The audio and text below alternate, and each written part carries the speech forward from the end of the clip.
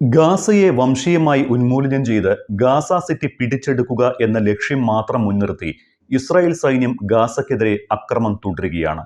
10 ലക്ഷം ആളുകൾ ഗാസയിൽ നിന്ന് പുറന്തള്ളപ്പെടുമെന്ന് ഐക്യരാഷ്ട്രസഭ മുന്നറിയിപ്പ് നൽകിയതിന് പിന്നാലെ കടുത്ത ആക്രമണമാണ് ഇസ്രായേൽ നടത്തിക്കൊണ്ടിരിക്കുന്നത്.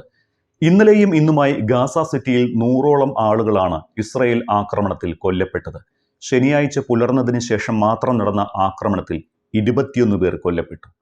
ഇതിൽ വെസ്റ്റ് ഗാസയിലെ അൽ നസറിൽ മാത്രം 11 പേർ ഇസ്രായേലി ബോംബാക്രമണത്തിൽ കൊല്ലപ്പെട്ടിട്ടുണ്ട്. ഇന്നലെ മാത്രം 67 പേർ ഇസ്രായേൽ ആക്രമണത്തിൽ കൊല്ലപ്പെട്ടു. ഒപ്പം ഗാസയെ യുദ്ധമേഖലയായി ഇസ്രായേൽ പ്രഖ്യാപിക്കുകയും ചെയ്തു.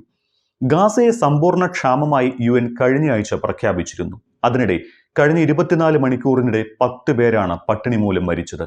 ഏത് വിധേനയും ഗാസ പിടിച്ചടക്കുക എന്നതാണ് ഇസ്രായേലിന്റെ പ്രഖ്യാപിത നയമെന്ന് തെളിയിക്കുന്നതാണ് ഇപ്പോൾ നടക്കുന്ന സംഭവങ്ങൾ. ഗാസയെ യുദ്ധമേഖലയായി പ്രഖ്യാപിച്ച ഇസ്രായേൽ സൈന്യം യുദ്ധത്തിനിടയ്ക്ക് ഇടവേള അനുവദിച്ച് ഗാസയിൽ മാനുഷിക സഹായം എത്തിക്കാൻ നൽകിയിരുന്ന അനുമതിയും റദ്ദാക്കി. ദിവസേന രാവിലെ 10നും 8നും ഇടയ്ക്ക് ഭക്ഷണം, വെള്ളം, മറ്റ് അവശ്യ വസ്തുക്കളും അടക്കം എത്തിക്കാൻ ഇസ്രായേൽ സൈന്യം കഴിഞ്ഞ മാസം അനുമതി നൽകിയിരുന്നു. ഈ അനുമതിയാണ് ഇസ്രായേൽ ഇപ്പോൾ റദ്ദാക്കിയിരിക്കുന്നത്. ഇത് ഗാസയെ കൂടുതൽ പട്ടിണിയിലേക്കും ദാരിദ്ര്യത്തിലേക്കും തള്ളിവിടും. ആയിരങ്ങളാണ് ഗാസ സിറ്റി, ദേർ അൽ ബാല, മുവാസി അടക്കമുള്ള സ്ഥലങ്ങളിൽ അഭയം തേടിയെത്തിയത്. ഇവിടങ്ങളിലാണ് സഹായം എത്തിക്കാൻ മുൻപ് അനുവാദം നൽകിയിരുന്നതും. എന്നാൽ അനുമതി റദ്ദാക്കിയ വിവരം സന്നദ്ധ സംഘടനകളെ ഇസ്രായേൽ സൈന്യം അറിയിച്ചിട്ടുമില്ല. ഗാസ സിറ്റി അടക്കം നേരത്തെ പറഞ്ഞ 10 മണിക്കൂർ വെടിനിർത്തൽ പിൻവലിച്ചു. ആകാശമാർഗം ഭക്ഷണം എത്തിക്കുന്ന സംവിധാനം നിർത്തിവെച്ചു. വരും ദിവസങ്ങളിൽ തെക്കൻ ഗാസയിലെ ചില കേന്ദ്രങ്ങളിൽ മാത്രമായി ഭക്ഷണ വിതരണം പരിമിതപ്പെടുത്താനും നീക്കം നടക്കുന്നു. ഇങ്ങനെ എല്ലാ അർത്ഥത്തിലും ഗാസയെ വരിഞ്ഞു മുറുക്കിയ ശേഷം ആക്രമണം കടുപ്പിക്കാനാണ് ഇസ്രായേലിന്റെ നീക്കം. ഇന്ന് രാവിലെ ഗാസയിൽ നടന്ന ആക്രമണത്തിൽ 21 പലസ്തീനികൾ കൊല്ലപ്പെട്ടു. അതിൽ തന്നെ അഭയം തേടിയെത്തിയ 4 പേരുമുണ്ട്. ഇന്നലെ ഗാസ സിറ്റിക്ക് നേരെ കൂടുതൽ ശക്തമായ വ്യോമാക്രമണവും ഷെല്ലാക്രമണവുമാണ് ഇസ്രായേൽ സൈന്യം നടത്തിയത്. ഇതിൽ ആകെ 67 പേർ കൊല്ലപ്പെട്ടു. ഇവരിൽ 33 പേരും ഗാസ സിറ്റിയിലാണ്. സുരക്ഷിത കേന്ദ്രമെന്ന് ഇസ്രായേൽ വിശേഷിപ്പിച്ച അൽ മവാസിയിൽ 5 പേരും കൊല്ലപ്പെട്ടു. കഴിഞ്ഞ 24 മണിക്കൂറിനിടെ മാത്രം 10 പലസ്തീനികളാണ് പട്ടിണി മൂലം മാത്രം മരിച്ചത്. ഇതുവരെ ഗാസയിൽ പട്ടിണി മൂലം മരിച്ചവർ 332.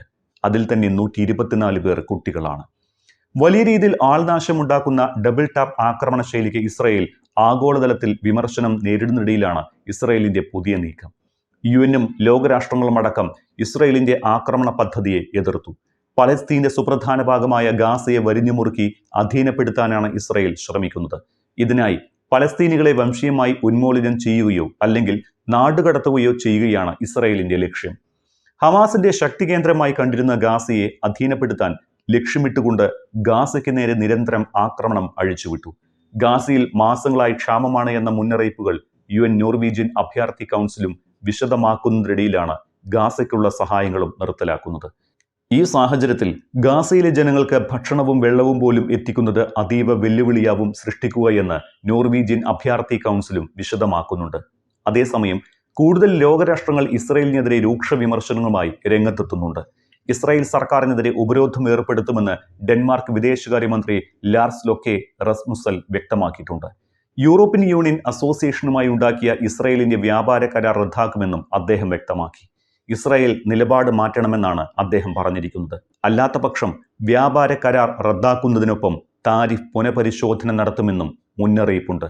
അതിനിടെ ലോകരാഷ്ട്രങ്ങൾക്കിടയിൽ നിന്ന് തങ്ങൾ രൂക്ഷ വിമർശനം നേരിടുന്ന പശ്ചാത്തലത്തിൽ ഹമാസ് നടത്തിയ ഒരു ആക്രമണത്തിന്റെ വീഡിയോ ഫുട്ടേജ് ഇസ്രായേൽ പുറത്തിറക്കി. ഗാസയുടെ വടക്കുള്ള ടാസ കുടുംബത്തിന് നേർക്ക് ഹമാസ് ആക്രമണം നടത്തിയെന്ന് ഇസ്രായേൽ അവകാശപ്പെടുന്ന വീഡിയോ ആണ് ഇത്.